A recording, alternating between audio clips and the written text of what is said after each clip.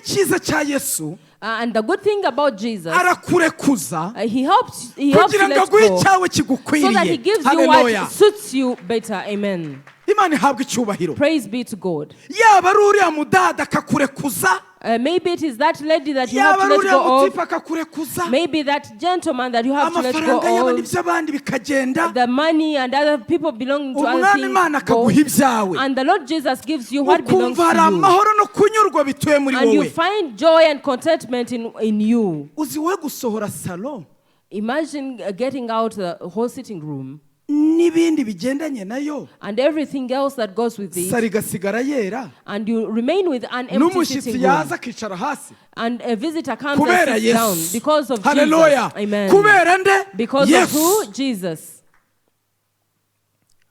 Ako gakiza That kakwiriye salvation. kubaho mu buzima bwacu no mu That rugendo rwacu. salvation ought to happen Dukwiriye in our lives. kubibutsa urwo rugendo kuko mukwiriye kumenya urufatiro. We need to remind you of that journey because you ought to know the foundation. Nkunda Yesu yakurekuje, I like when Jesus helps you let go. ntago akurekuza uriya mukobwa ngo azamugutware. He does not let you go of that lady so that he Abakubikiye takes him. gift yawe. He's just preserving your gift. Hari abantu rero Yesu yasanze icyo gihe. So there are people that God met that time. Atari ko Yesu no kuri ntago wamundekuza ngo nkwemerere we.